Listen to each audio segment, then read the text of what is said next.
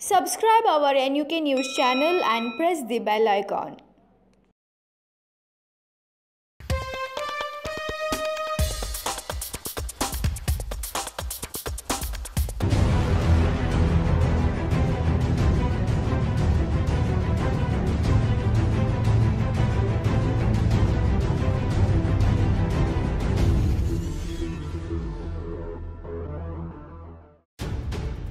ಕುಂದಾನಗರಿಯಲ್ಲಿ ಕೈ ಪಕ್ಷದ ನಾಯಕರ ನಡುವಿನ ಬಂಡಾಯ ಪ್ರತಿಷ್ಠೆ ನಡುವೆಯೂ ಲೋಕಸಭೆ ಅಖಾಡಕ್ಕೆ ಸಿದ್ಧರಾಗುತ್ತಿದ್ದಾರೆ. ಬೆಳಗಾವಿ ಲೋಕಸಭಾ ಕ್ಷೇತ್ರದಿಂದ ಸ್ಪರ್ಧೆಗೆ ಹಾಲಿ ಸಂಸದ ಸುರೇಶ್ ಅಂಗಡಿ ವಿರುದ್ಧ ಪ್ರಬಲ ಹುರಿಯಾಳುವಿನ ಹುಡುಕಾಟದಲ್ಲಿ ಕೈ ನಾಯಕರು ನಿರತರಾಗಿದ್ದಾರೆ.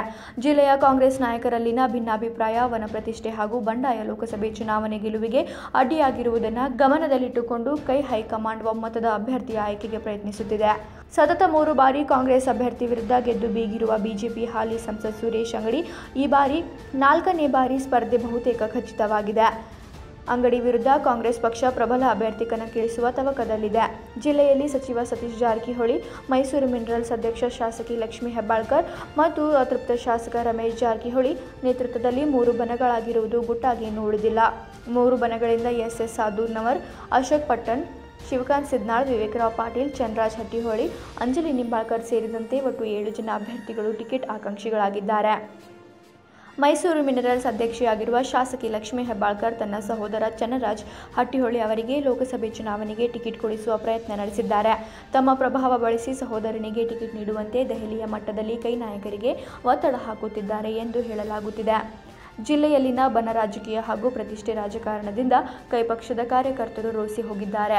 ಬಹಿರಂಗವಾಗಿಯೇ ಚುನಾವಣೆ ಸಮಯದಲ್ಲಿ ನಮ್ಮ ನೆನಪಾಗುತ್ತದೆ ನಿಮಗೆ ಎಂದು ಪ್ರಶ್ನಿಸುತ್ತಿದ್ದಾರೆ. ಇಂದು ಕಡೆ ಅತೃಪ್ತ ಬಂಡಾಯ ಶಾಸಕ ರಮೇಶ್ ಜಾರಕಿಹೊಳಿ ಪಕ್ಷದಿಂದ ದೂರವಿದ್ದು ತಮ್ಮ ಪಟ್ಟು ಸಡಿಲಿಸುತ್ತಿಲ್ಲ. ವಿವೇಕರಾವ್ ಪಾಟೀಲ್ ಟಿಕೆಟ್ ನೀಡಬೇಕು ಎಂದು ಹೇಳಿದ್ದಾರೆ. ಇತ್ತ ಸತೀಶ್ ಜಾರಕಿಹೊಳಿ ತಮ್ಮ ಬೆಂಬಲಿಗರಿಗೆ ಟಿಕೆಟ್ ಕೊಡಿಸುವ ಪ್ರಯತ್ನ ಆರಂಭಿಸಿದ್ದಾರೆ. ಇದರ ಜೊತೆಗೆ ಶಾಸಕಿ ಲಕ್ಷ್ಮೀ ಹೆಬ್ಬಾಳ್ಕರ್ ಸಹೋದರನಿಗೆ ಟಿಕೆಟ್ ಕೊಡಿಸುವ ತವಕದಲ್ಲಿದ್ದಾರೆ. ಇನ್ನು ಕಾಂಗ್ರೆಸ್ ಹೈಕಮಾಂಡ್ ಬಂಡಾಯ ಶಾಸಕ ರಮೇಶ್ ಜಾರಕಿಹೊಳಿ ಅವರಿಗೆ ಲೋಕಸಭೆ ಚುನಾವಣೆಗೆ ಸ್ಪರ್ಧಿಸುವಂತೆ ಒತ್ತಾಯ ಮಾಡುತ್ತಿದೆಯಂತೆ.